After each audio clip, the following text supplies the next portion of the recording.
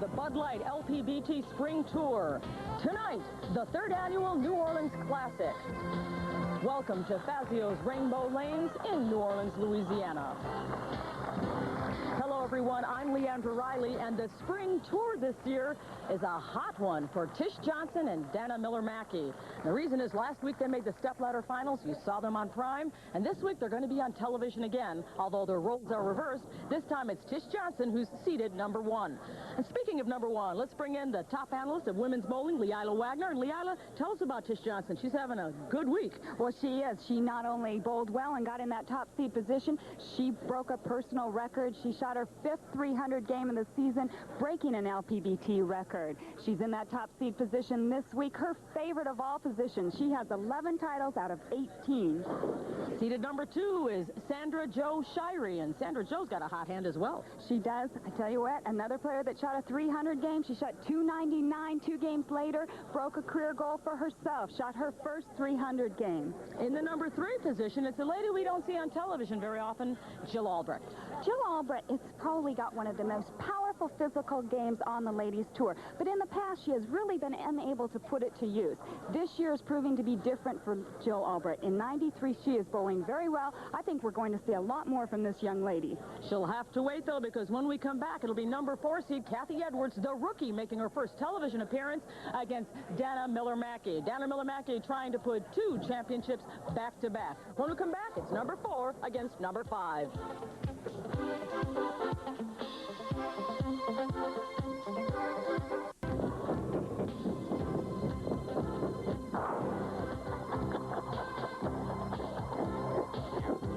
The Bud Light LPBT Spring Tour is brought to you by Bud Light.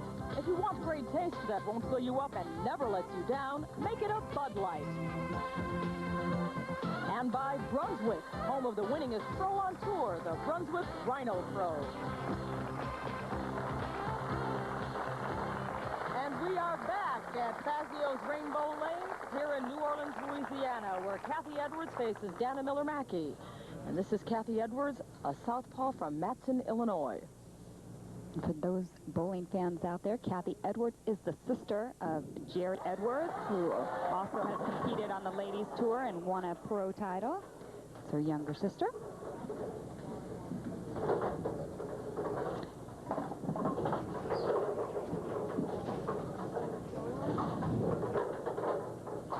Kathy Edwards, this is her second finals in the '93 season, looking at a chance for a Rookie of the Year if she continues at this pace. Nice pickup last week in Athens. She finished 6th. So Kathy Edwards starting things off with a spare here in New Orleans as Dana Miller-Mackie steps up, 14th year on the tour. She hails from Albuquerque, New Mexico. We saw Dana Miller-Mackie defeat Aleta Sill last week, 247 to 235, in a wonderful championship match. Dana Miller-Mackie is really just on a roll, playing extremely well. It's a late reaction there. It was exciting. If you missed the Athens tournament, it was exciting right down to the finish. Aleta Sill leaving the 10th frame open, and Dana Miller-Mackie being able to capitalize on that. Of course, last week she was the #1 seed. Tonight she's #5. And she has no titles from that #5 seed. So she is in the exact same position as Tish Johnson was last week, where Tish had no titles from the opening match either. It's very difficult to win from that opening match. You have a long road ahead. You really do have to be throwing the ball extremely well to keep up the pace.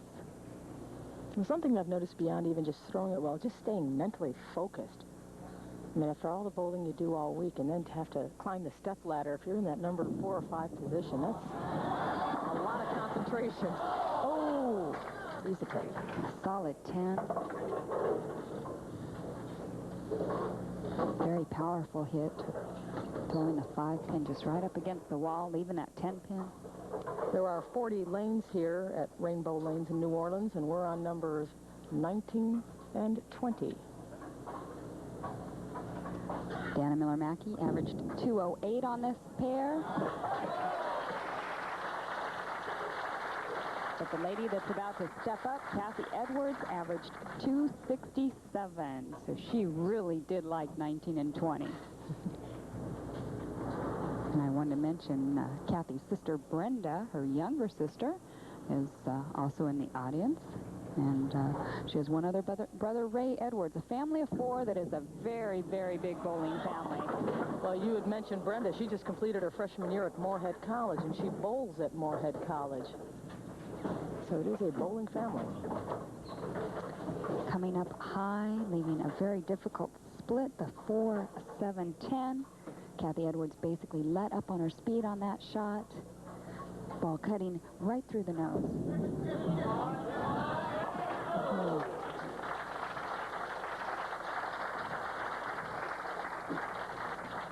Very basic 5-step approach. As you can see here, she carries her ball through her first step, gets it rolling on her second, medium to high backswing. Perfect position here. Nice knee bend and follow through. She told me her father was very instrumental in all of their bowling careers, would not let them start bowling until they could count to 4 and take 4 steps and swing the ball. So he started them all around the age of 5. None of this walking to the line, throwing it between the legs stuff. I said, well, I started Ryan, my 3-year-old, off on the wrong foot already because he stands at the line and throws his little 6-pounder down, but he's only 3, so. Does he bowl with the channel guards in there? Oh, yes. Okay. I think it's much better for him to bowl with the bumpers because he doesn't get so discouraged. He likes to see the pins fall. Me too. That's why I bowl with the bumpers.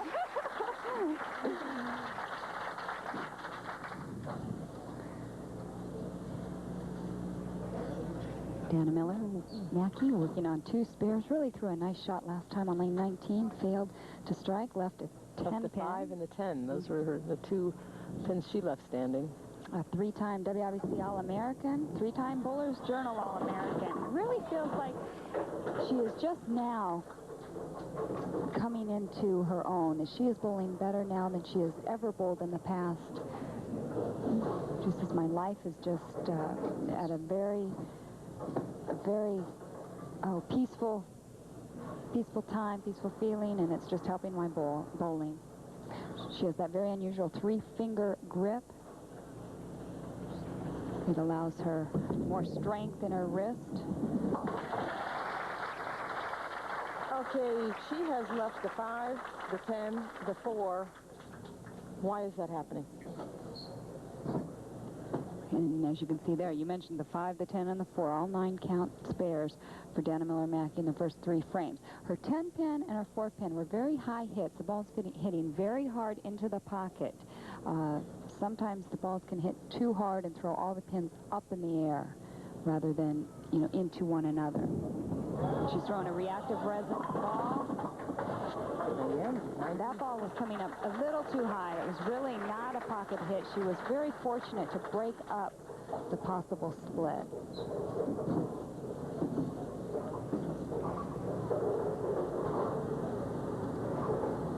Now she's working on her 4th spare, possibly, if she picks this one off. Well, she's fortunate right now that Kathy Edwards has really failed to put any pressure on Dana to strike. Right, so 4 spares for Miller-Mackie as Edwards steps up with 2 spares and an open frame in the second. Dana's really unsure what this ball is going to do, if it's going to pick up a spare. Yeah. A roll of the eyes. She thought that might not stay on the lane. And Kathy Edwards distracted a little bit. This is her first television appearance. Things are going to bother her a little bit more. I remember that first time on television, you could hear a pin drop. It's very difficult to focus on your game when you're the only one standing out there and there's no other noise. And there's our first strike of the match. There's Brenda from Moorhead College. Probably a future member of the Ladies Pro Bowlers Tour. And we'll take a look at Kathy's first strike. As you can see here, that nice release, the rotation on the ball, hits perfectly in the pocket. No doubt about that shot. Trying to double. Get herself back even in the match. She would have been trailing by 1 there, had that carried.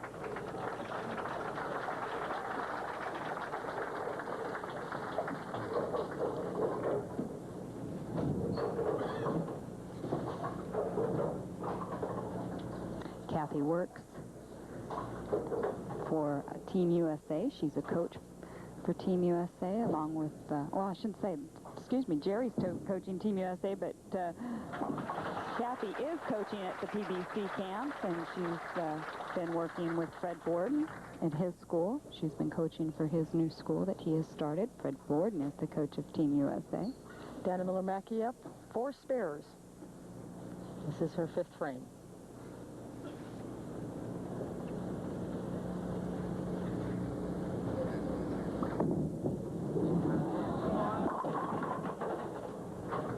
Ball going very long, not making a break into the bucket. She's trying to make some adjustments. This is a look at Dana Miller-Mackie's game. Again, that 5-step approach, starting the ball in the second. See there, pretty high backswing. Got the position, perfect. Here she comes, that lower knee bend. Actually opens her shoulder a little bit at the end. Easily picks up the spare. So it's 5 spares for Dana Miller-Mackie as she looks for the pocket. And she still leads by 8 pins. You mentioned that's exactly right. She's still searching for the pocket. The players played on a very different format this week. Rather than our normal 6-game qualifying rounds, they bowled 2 9-game qualifying rounds, then bowled their 24 games of match play, making their last 8 games of match play bowled this morning on this condition. The lanes have not been re-oiled prior to this evening, so they have dried out a little bit. They are a little bit different, but they were bowled on just this morning by 24 players. And once again, she leaves 139. She's fishing right now. She's been coming up high with the bowling. That's right. She's been coming up high, hitting high in the pocket, leaving those 4 pins. Now she's making the adjustment, and the ball is sailing on her. She's getting a little bit of an over-under type of reaction. So it's spare city for Dana Miller-Mackie as she leaves her first open frame on number 6. We'll be back with the rest of this in a moment. The open frame helping Kathy Edwards. She leads by 6 pins. 3-time collegiate All-American out of Indiana State. Oh, it appears she has lane 20 down now. She struck last time, this time coming up a little high, leaving a 6 pin. Interesting collegiate career for Kathy Edwards at Indiana State. She did receive a full ride for her bowling talents. Indiana State at that time being one of the only universities offering such a scholarship for a bowling athlete. The NCAA does not recognize bowling as a national sport yet, but lobbying efforts are in full swing. So write those letters. Keep those cards and letters coming. That's NCAA, right. Make bowling a women's national sport. Well, collegiate bowling has really taken off in the past 10 years with the Team USA and the upsurge for getting bowling in the Olympics. Amateur bowling has really taken off. And these players, they work hard at this game. They deserve a scholarship. Well, certainly in economic times, bowling is not considered an expensive sport when you compare it to something like football or baseball, where you have, a lot more equipment involved. And I don't know, right. Economically, it makes sense to me. Well, most of the players provide their own equipment as well. And here you can see she's playing right around the 2nd arrow with a little swing, maybe out to the 8th board. 4-pin takes the 7. And she has a 5-pin lead. Dana Miller-Mackie trying to get back in the match, throws her perfect shot of the night. Her first one, working off an open frame in the 6th. She strikes the 7th after 5 spares in a row. She really needs a double here. She would take over the lead by 5 pins. Her best previous finish in this tournament came in 1991. She made the telecast. She finished 4th. Oh. And you can see she's just having a really tough time on lane 19. She went light, she went high, she went light, she went high again. Right, dead center on the nose. She really was fortunate again to break up the split, leaving with herself only with a 4-7.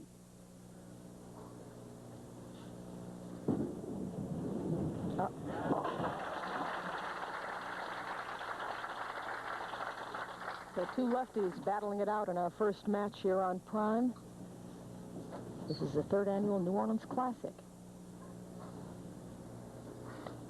Kathy Edwards, you can see 2 cashes in 7 events. 1 came last week. She finished 6th, just missing out on the telecast. Oh, that would have been... I thought she had it. I thought it was going to take it out. So did she. Watch the pin action here. This is just a really true tap for Kathy. The solid 8-pin by a left-hander. Look at the ball. Just goes straight back. And then she almost got a break by. See, she's smiling. She says, hey, I threw a perfect shot, but I still left a 9 count. That would have given her a double and a 15-pin lead, but she has to settle for a 5-pin lead.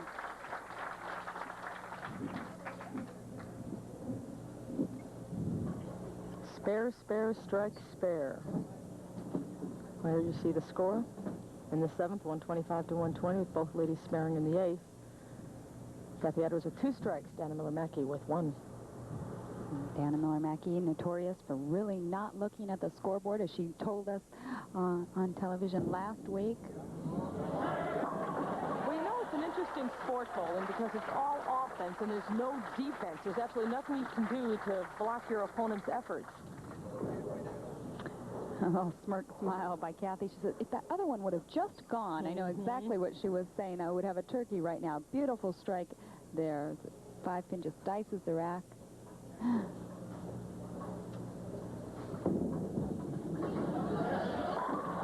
there she finds it again for her 2nd strike. Well, if Dana had a choice, she would stay on lane 20. Yes. But unfortunately, she has to get up on lane 19 and continue out. Now she is in the 10th frame. The best possible game she can shoot is 200. She would then force Kathy Edwards to at least get 2 strikes. But she has struggled on lane 19. Not a good lane for her to have to finish on.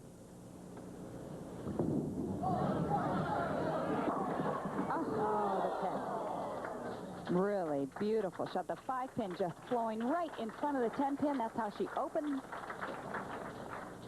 the match in her 2nd frame on 19. She just blew the rack just like that. And again, a bad break for Dana Miller. Twice she's left the 4, twice she's left the 10, once she's left the 5, and then she's had several splits. As you said, she's searching, fishing. Well, by picking that up, she at least forces Kathy Edwards to spare and get 6 pins to win.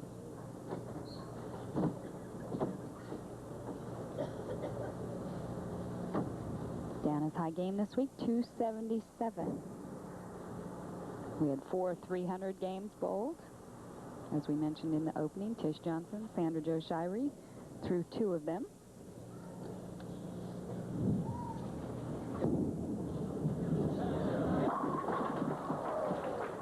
And another solid hit. This time, picking up 9 pins to finish at 179.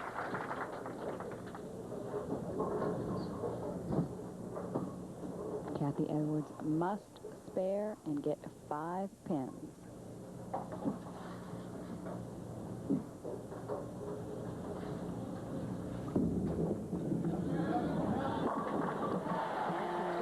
What better way to mark than to get it all in the first ball? This is the strike. Remember, she averaged 267 on this pair, so she did favor it, but so far tonight, that solid 8 would have given her 4 strikes in a row. She would have been at a really high 220 pace. 5th strike of the match. Trips out the 6th pin.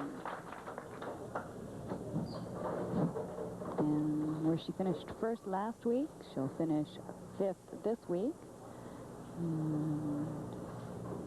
And it'll be off to the WIBC Queens event in Baton Rouge next week. And she turkeys out and then some. 205 for Kat Edwards out of Matson, Illinois, and she advances in our stepladder competition. Don't go away, more coming from New Orleans.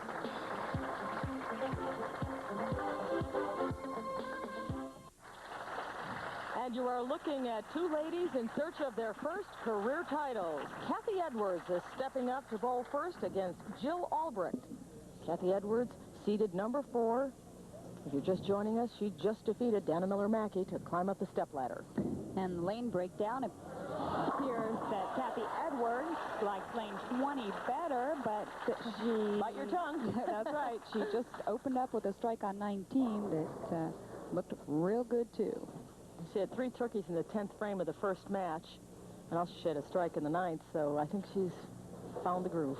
Yes, she looks very comfortable. Jill Albrecht, on the other hand, this is only her second television appearance. She has to be feeling the nerves, but what a nice opening shot she threw. Opening up strongly. This is Albrecht's 4th year on the tour. Her best previous finish here was 10th place. Her highest finish of 1993 was 7th, and that was in Claremore, Oklahoma on the winter tour. In fact, it was the first stop of the winter tour, so it's been quite a while. She's seen a lot of money. Actually, and she is having the best year of her career. She has cashed in 6 out of 7 events. Been a very consistent finals player, and you can see there the power that I mentioned in the opening. Very powerful strike player. I don't think the TV cameras bother her one bit. Sure doesn't appear to yet.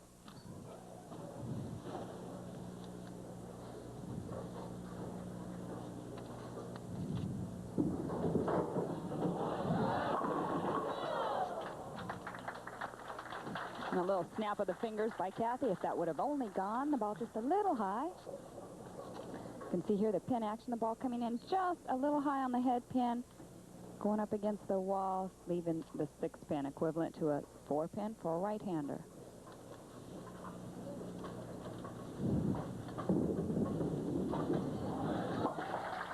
And she has no trouble converting. So a strike and a spare to open things up for Kathy Edwards. Kathy Edwards, 27 years old. Really has come on the tour quite late. We normally see players come right out of college. So it shows, you know, a much more mature player. She's had a lot of experience in other competitions. Has really decided this is what she wants to do.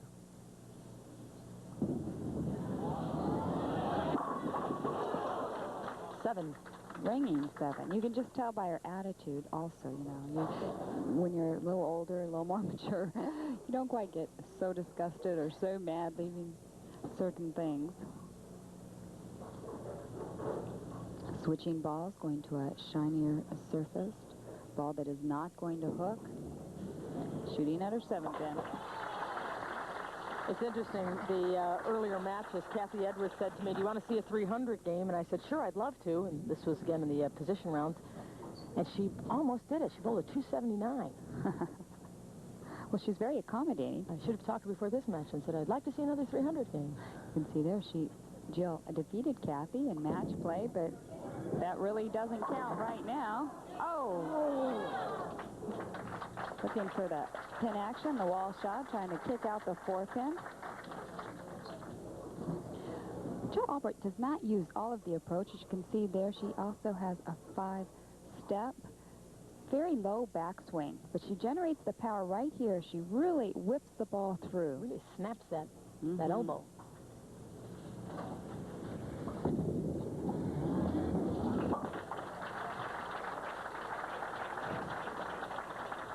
Two strikes and a spare for Jill Albrecht.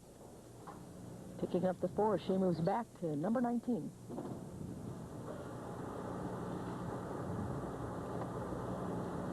Yeah, I spoke with the general manager here at Fazio's Rainbow Lanes, Drew Perrette. He told me this facility is 7 years old. And I said, if you had it to build all over again, what would you make differently? And he said, with the computerized or automated scoring, he said it's actually slowed the game down a little bit because nobody sits in the pit anymore with the scorekeeper. Everybody mingles further back in the center to socialize with their friends. And he said, we've got to come up with a better way to either move the spectator area closer or do something with the pit area to make it more sociable for the players. And you're looking at Drew Perrette. Spent many, many years in the military service and brings a lot of organizational skills to this center. And he's run a very nice event here for the past 3 years. Pro-Am entries have increased every year, and he says we have a goal of 600 next year. So he runs a fine event. Look at Kathy's last shot, pin action. The ball coming in again a little bit high, but this time she gets the break, and the 6th pin falls. Now look at her reaction. She says, yes, you fall. And, you know, I don't think she has stopped smiling since she started this match. Typical of her sister Jerry, who we saw smiling quite a bit when she went on to win her first title. And I tell you what, though, when you are winning match after match, it's easy to smile when the pins are falling. It's not so easy to smile when you're not winning. Strike, spare, spare, strike. The first 4 frames for Kat Edwards.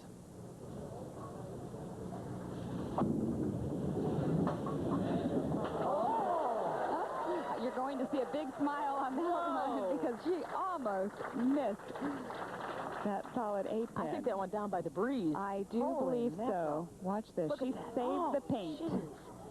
Look at that.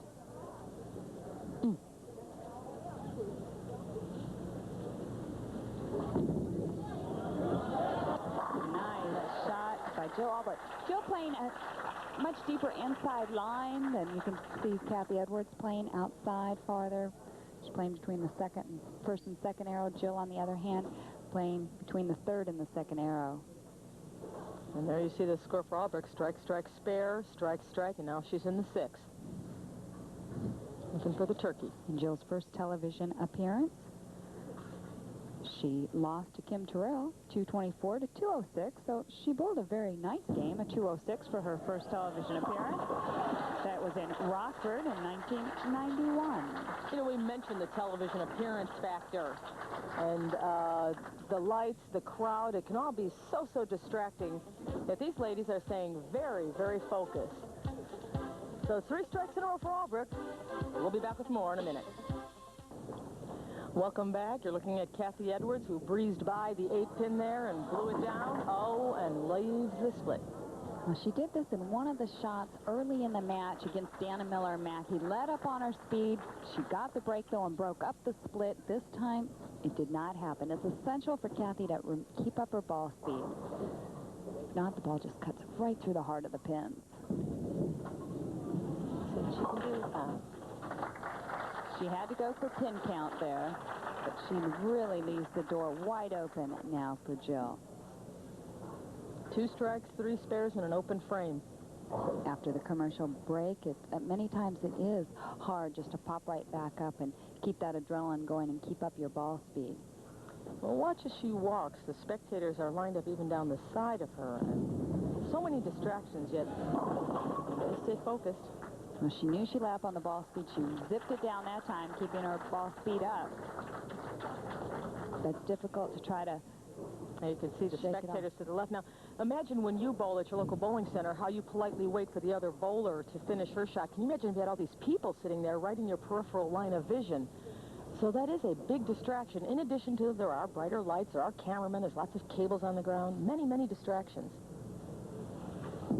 One of those spectators moves their arm in the wrong direction in your 3rd step. I hope you're concentrating enough on your game to block them out.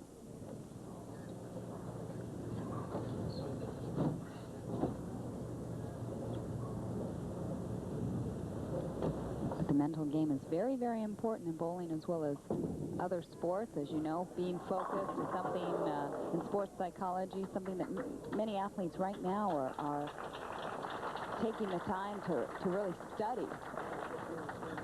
It's proving itself to be very beneficial in their performance. I think the toughest part about the stepladder tournament is you don't get an opportunity to practice under these conditions. You compete under them. You don't practice under them. Very true. Especially if you don't make a television appearance for a while. For the players that are making them week after week, it's not as difficult. I know when I made like 4 out of 6 shows back a couple years ago, it got easier and easier every week. But when I would go for many months without making a television show and then make another one, it was like your first one all over again. And a high hit by Jill, leaving herself again with a 4-pin, but she's staying consistent. She's not opening up. So she's keeping the pressure on Kathy Edwards. And Jill just missing out on that 300 game also this week. 299. That's got to hurt. It does. I'd almost rather think, you know, see a 289, 'cause 299. Oh, just one pin.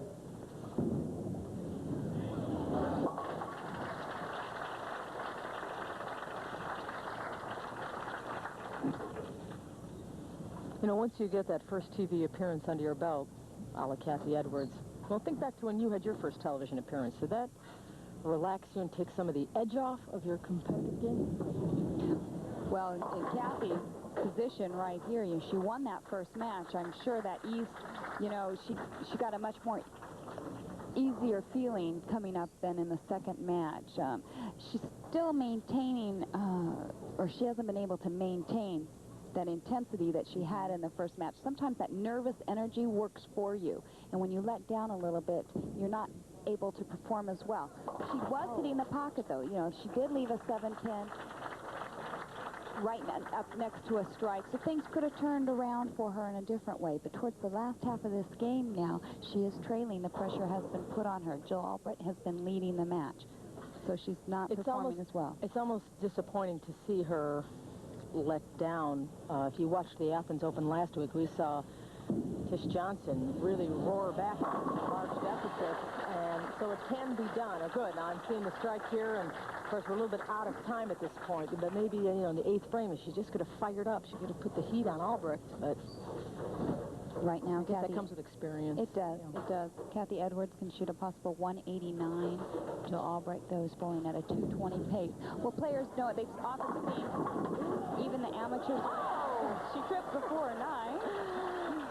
What I was going to say is amateurs around the country will also know if you throw a big game and you come back the next game, you don't always throw another big game. Look at this high hit, leaving the 4-9 pin up against the wall. The 4-pin trips.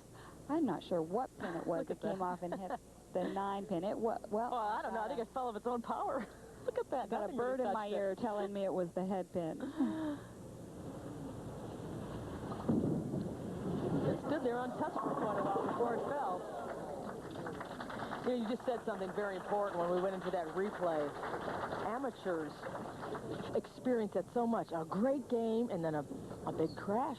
And the next game, it just happens. So it happens to the pros, too. It does happen to the pros. There's many times I've been sitting on the sidelines waiting to come into the television match. I see a player bowl a really big game, and I'm just hoping maybe they'll have a letdown. They'll let down. Yeah. And you see it a lot.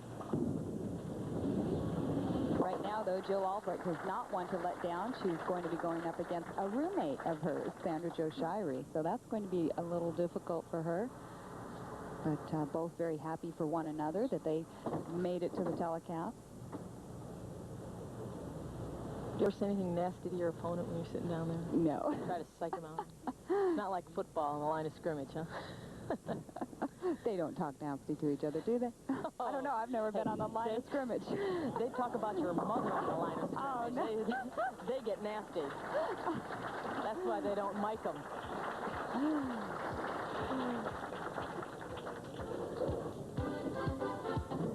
So Kathy Edwards finishes 4th, and Jill Albrecht will move on. It's her roommate coming up next.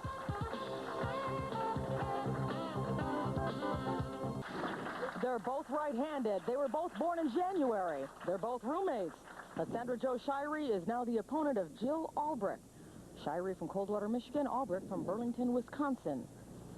And you can see there, it doesn't matter what lane she bowls on. They're both even to her, and she starts out with a beautiful opening shot. And I want to touch on that roommates. Whoever wins here, I know, is going to buy dinner. That's how this group works. The winner buys dinner. Sandra Jo Shirey from Coldwater, Michigan, likes to golf when she's not bowling. She was the first amateur to win an LPBT national tournament. Sandra Jo really had a superb 1991 season. She had an outside chance for Bowler of the Year. Really was consistent. Really finished about 3rd in the running. Won the Athens Open that year. Her highest finish this year was 5th at the New Generation in Yuba City, California. She struggled here in the last part of 92 and the early part of 93. Has really been unable to put things together. Opening shot here. Split. Fails to convert. She's making a tape adjustment in her ball. She can see the yellow tape on her glove. It's extra pieces. She most likely was slipping out of the ball. She squeezed it to try to hang on to it. Did not get a clean release. It's imperative that you get a clean release. You want your thumb to come out first, your fingers then rotate the ball.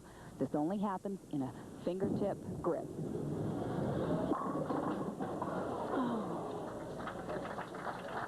Flat 10. Flat 10, exactly. The ball hitting just a little bit flat in the pocket, leaving the 6-pin right in front of the 10.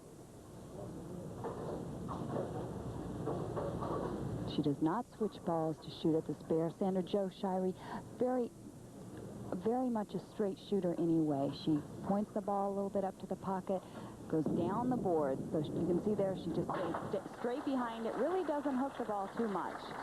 Nothing fancy about her game. Converts the spare, so she has an open frame and a spare to start things out in this third match here at Fazio Rainbow Lanes in New Orleans, Louisiana. And now you're looking at Jill Albrecht. Jill would like a rematch. Had a strike in her first frame.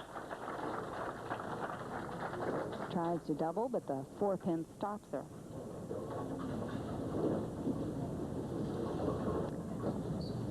Jill, 6 cashes in 7 events. I mentioned 93 has just been a great year for her so far. This is the 7th event right now, so she's participated in all of the TV events of 1993. Jill was the 1980s Wisconsin Women Bowler of the Decade. A 4-time Wisconsin Woman Bowler of the Year as well.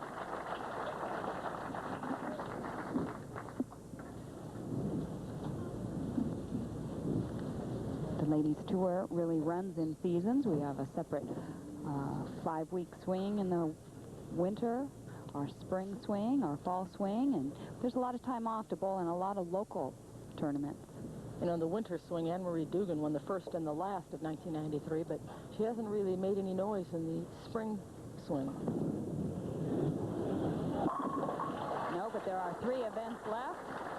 So there's time, Anne-Marie. Right, concluding with the biggie, the U.S. Open at Showtime Lanes in Garland, Texas. I should say Showplace Lanes. I know that. My friend Sherry Slaughter and Wyatt Slaughter, they'll kill me for messing up that name. Much better shot. You can see there a release, much more powerful shot. That's what you want to do after a spare. And we'll analyze Sandra Jo's game, 4-step approach. Again, that very basic approach. You can see here, perfect position again, but not much knee bend. And also she ends up a good 1.5 feet from the foul line. Does not have much of a slide at all.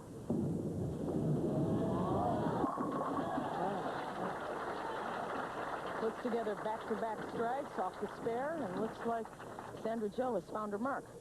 Our 61 competitors who started, and look at the average you needed to cash, 215. That's a high average. The average to make the television tournament was just about 225. Almost broke the LPBT record with that average to cash, or average to make the top 24, and a bad break here for Jill Albrecht, who had the lead.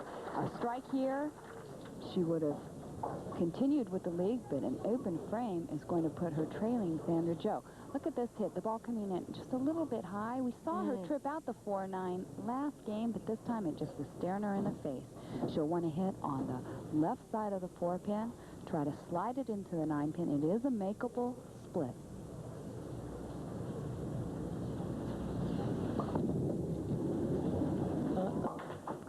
Doesn't get the ball over far enough to the left.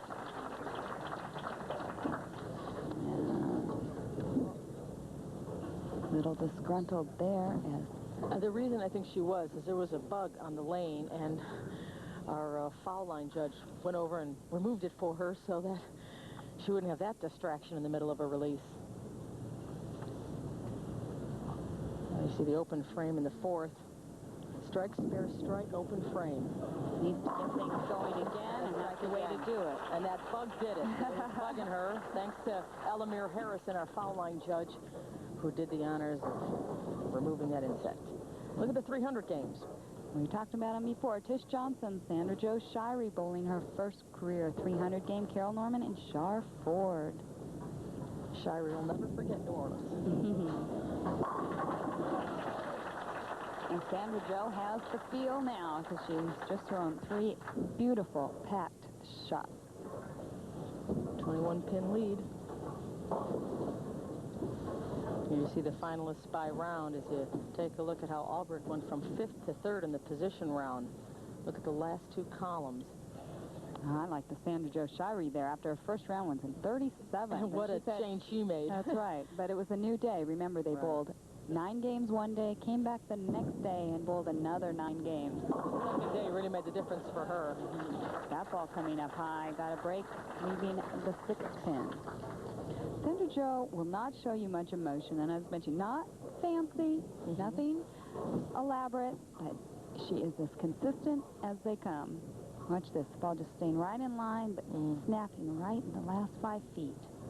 And she leans it, says, okay, as long as I just leave the 6th pin, I can handle it and make it. So after 3 strikes, she gets the spare and the 6th. And we are going to step aside and see the 6th frame of Jill Albrecht when we come back. Sandra Jo right now needs to answer the call, and once again, the match is even. Sandra Jo Shirey, the number 2 seed. Jill Albrecht, the number 3 seed.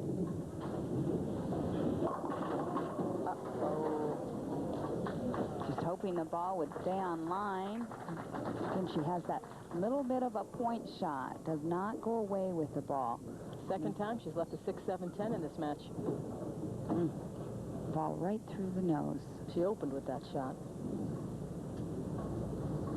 I don't think that one, though, was the falling out, her hand falling out of it as the first frame appeared to be. That one, I think she just pulled the ball inside of her mark, and the ball went through the nose.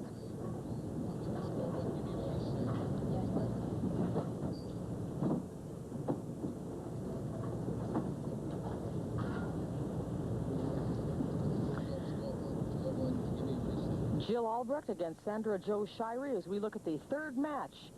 It's Sandra Jo Shirey, 14 pins down as she sends it down the 19th lane and gets the strike after leaving the 7th frame open. I'm Leandra Reilly along with LEILA Wagner. And now it is Jill Albrecht's turn. The 2 right-handers facing each other, 2 ladies that are roommates, both hailing from the Midwest. Jill starting the ball a little bit right of her shoulder. Very definite push away. 4-step approach. Throws her 4th strike in a row. Giving her a 24-pin advantage here in the 8th. There, her 1993 average, 207 compared to 1992, where she averaged 199. I mentioned that powerful physical game, but it just has been... She's been unable to put it to use yet. Last year was a big year for the straight players. This year, it appears that that might not be the case. That might open the door for Shirey.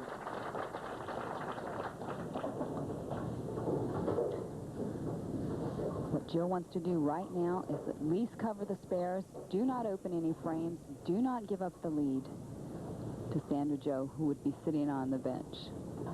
Sandra Jo is working on a strike. She can shoot a possible 224. Jill Albrecht can shoot as high as 227. So she cannot be locked out.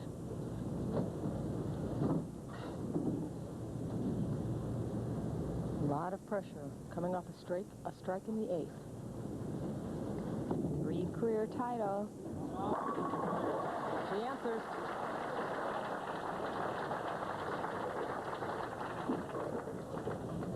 She failed to strike on this lane last time, but here the ball stays on line. Much better speed.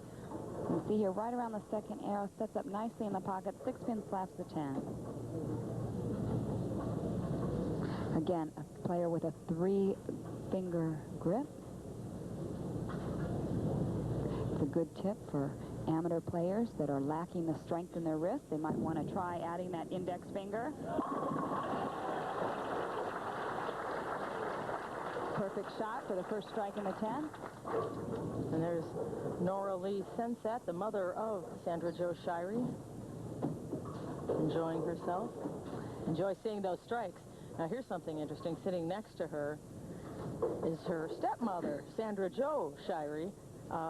Sandy Shirey is her name, and it's interesting that the two ladies chose to sit side by side, showing their nice family relations. Yeah, set aside the garbage and enjoy the bowling. That's right. And Sandra Jo right now is enjoying herself because she has just forced Jill Albrecht to throw 2 strikes in the 10th. This is the difference between an experienced tour titleist like Sandra Jo getting up, throwing the strikes when she needed them. We'll have to wait and see if Jill Albrecht can answer to the pressure. She has never gone for a title before. So strikes in the 8th and 9th, 2 strikes in the 10th. Unfortunately, she had open frames in the 1st and 7th.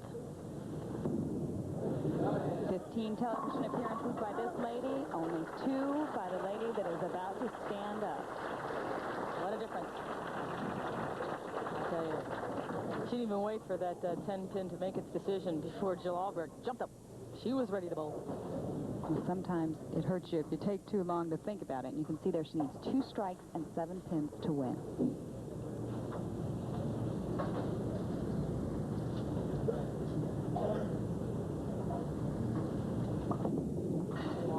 Good ball speed. Oh, my. And that's what it takes to win, but she needs 1 more just like it.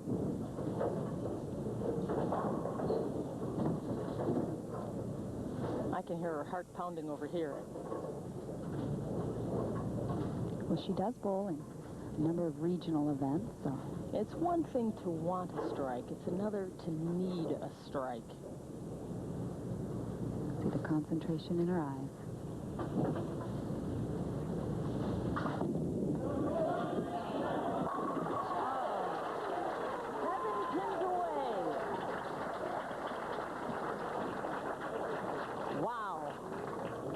What a match between roommates as this ball just crushed the pins. Mikey, yes, said 7 pins.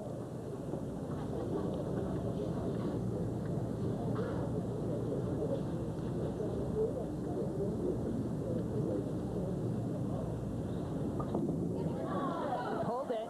Oh, my. Forget it not.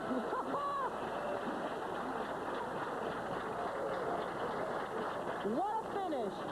Albrecht against Shirey. Albrecht prevails. We'll be back with the recap here in New Orleans, Louisiana. Whoa. Number 1 seed Tish Johnson against number 3 seed Jill Albrecht. And Jill Albrecht steps up first from Burlington, Wisconsin. Lane 19 and lane 20. Strikes are even, spares are even. She likes them both. Well, Tish Johnson had the opportunity to pick who would finish and who would start the match. She has put the pressure on Jill Albrecht. Jill Albrecht started the match, therefore she will have to finish the match. In case she is in another critical position like she was last game, the pressure will be on Jill. Tish Johnson, 7 tournaments this year have been on television. She's made 4 appearances. But she has failed to win a title from any of those 4 appearances. Her last title came in the fall of '92 in the Bud Light Samstown Invitational. She's ranked number 1 for average with a 216. 11 titles from the number 1 seed. 11. And that is 18 titles altogether. Really, really an extraordinary number, seeing how the top seeds usually do not win. Just because it's a new day, they have to wait an hour and 15 minutes, the lanes change. But this player is probably one of the best players of all time, men and women, put together from that top seed. That's why she was the consensus player of the year. And she bowled Tish Johnson twice, once in the position round. She won that position round game, but Tish beat her earlier in match play. In match play, it was 268, 227. The position round was 204 to 178. Jill Auburn looks strong. I said we'll be seeing a lot more of her in 93, and if she wins here tonight, the confidence will be there. And I know how that rides. Once you win that first title, it continues. Nothing can stop you. You usually continue to bowl well. Averaging 225 tonight, bowling extraordinarily.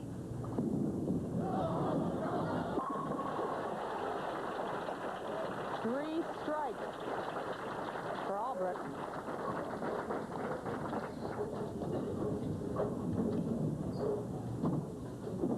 Another note I received for the 18 games of qualifying, these two players cross with each other, and there's many times while you're qualifying with them.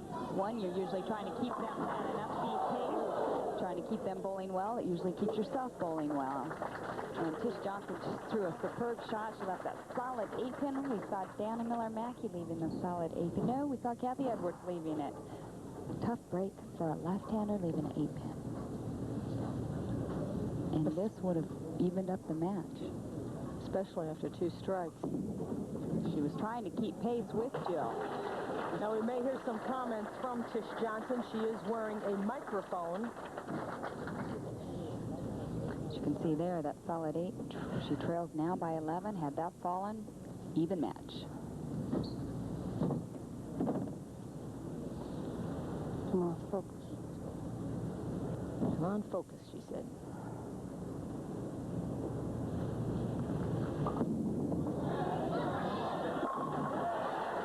Can't say she focused. They can't focus any better than that.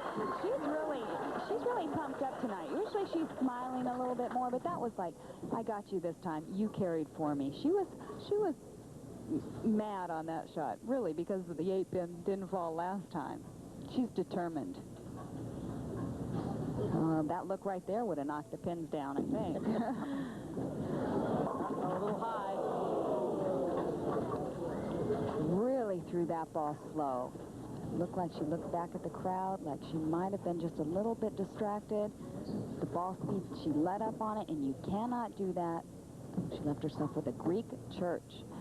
Terrible pin count here as well. A 5 count. When she was working on a double, will definitely come back to haunt her.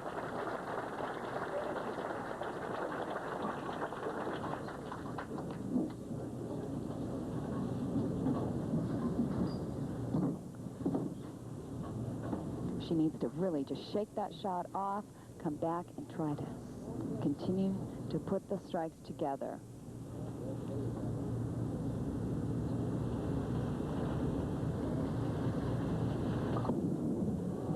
Much better ball speed.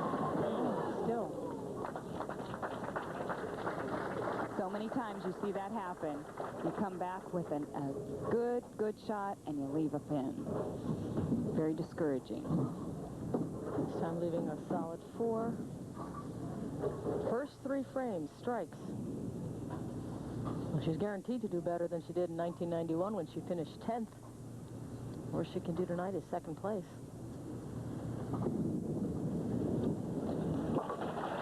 She covers the spare. Tish Johnson has not missed the pocket in her 4 shots so far this game. With your game plan, come on. She said, stay with your game plan. Come on. And a pretty high average for this television pair, 240. Oh, no. Another ball coming up high for the nose. She seemed unhappy with her foot slide. Probably got a little bit too much slide, was unable to get the ball going long down the lane. Really an opening there for Jill Albrecht, something that I would not expect from Tish Johnson. I thought she would really just step up and double and take over the lead here.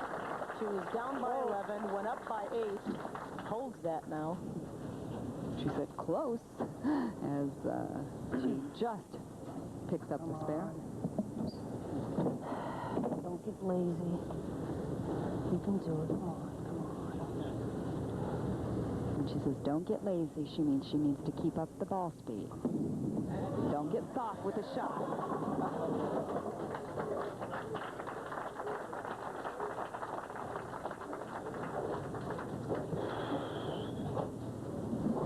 Switching balls to convert the spare. She looked down at her hand when she came back off that shot, Leandra. Apparently she did not get a really good release or a good feel. It probably just fell off her hand. No, she's perspiring quite a bit. It's very hot down there under the lights. When she is sitting in the chair, she has her hand over the hand dryer, trying to keep it cool and dry. So she is having a problem with perspiration in the palm of her hand. Albrecht working on a spare, had strikes in the first 3 frames, open 4th frame, spare in the 5th, and now the 6th frame. It's imperative that she put a couple strikes together. Too high. That's right. Got the ball. It appeared to be a little farther out to the right. Hit the dry area a little bit too quick. And these type of balls, this resin finish bowling balls, once they hit the dry, they hook left.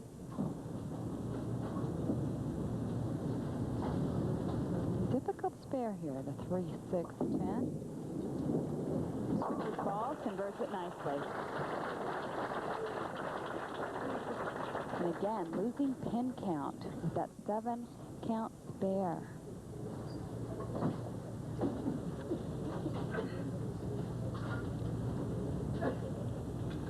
Still staying very much in the match, though.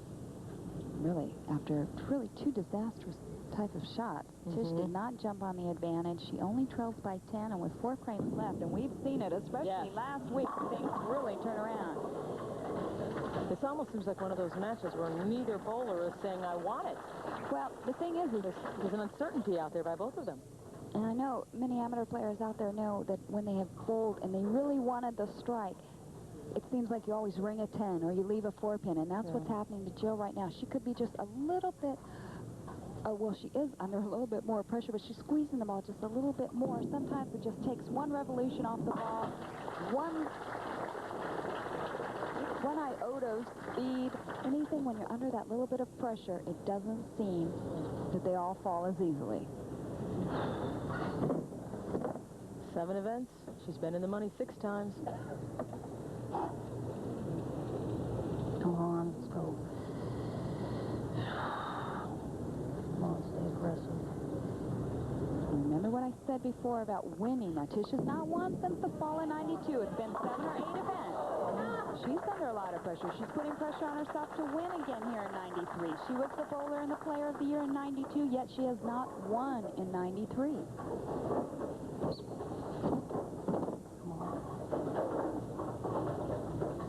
It's got to be more frustrating when your opponent leaves opportunities for you and you can't capitalize on them. Both ladies with 3 strikes in the early goings, but nothing in the middle frames. That's right. Tish Johnson still leading by just 10 pins. Both ladies getting spares in 5, 6, and 7. Come on, let's go. Jill blowing on her hand, trying to keep it dry. Yeah, she got it. She'll need a few more of those to close the door.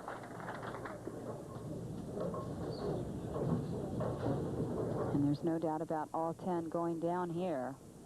And Tish said it, yes.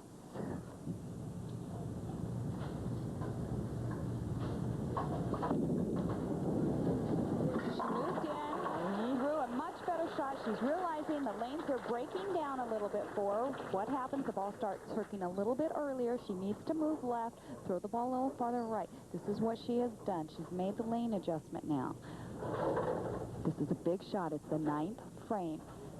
I would say she must have this strike here if she's going to have a chance to win this title.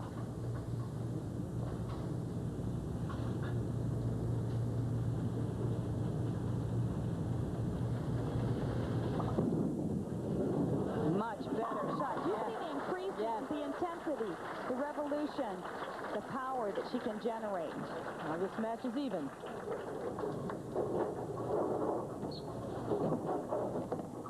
Stay focused. If you want it, you got it.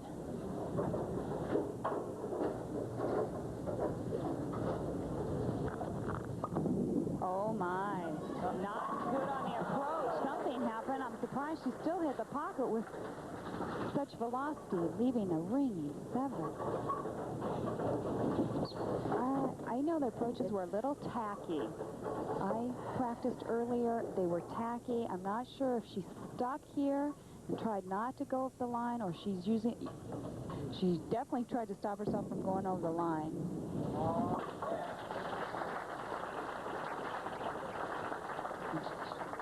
Look at the scoreboard. The score is dead even. As Tish said before, if you want it, you got it, meaning had she struck out from that point on, there was no way Jill could win this event. But now it's anybody's ball game. Come on, baby.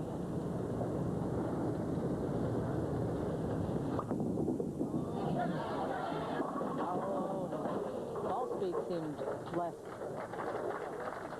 She is just not hitting the line solid. Obviously, there is a problem in the approach. You can see there she's rubbing her sliding foot over. She is sticking or slipping. Unfortunately, I cannot talk to her from up here. Nice choke, she said. Nice choke.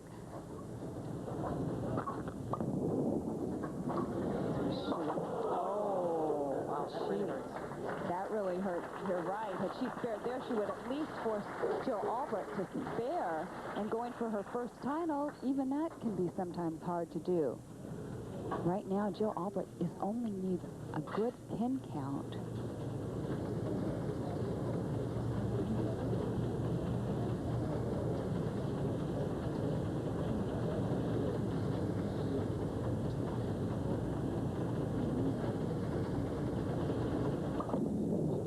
Ball around the pocket. What better way to get a good pin count than get all 10, and she knows.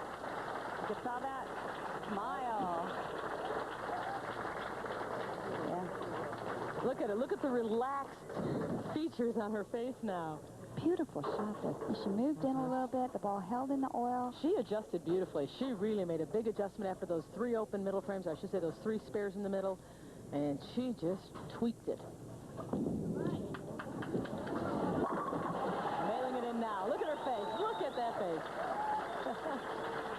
Well, I know what it feels like to go years without winning a title. She struggled out here. She's seen the ups and downs. You're going to see the tears of joy. Already she's choking up. Her first one. Nothing like the first one. That's right. She's worked very, very hard at her game, and there's times when, you know, you just wanted to quit and go home, and I've heard her say it before. And after you win that first title, it's going to give her all the momentum in the world to continue. That's it. Look at her. Tears of joy for Jill Albrecht. We'll be back with the recap. Her first career victory.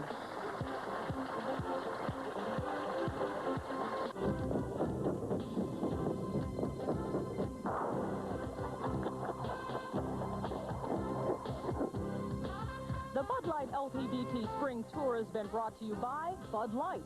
If you want great taste that won't fill you up and never lets you down, make it a Bud Light. And by Brunswick, home of the winningest pro on tour, the Brunswick Rhino Pro.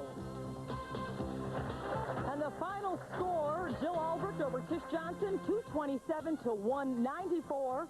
Making the presentation to Jill Albrecht in her first career win is the proprietor here at Fazio's Rainbow Lanes, Dominic Fazio.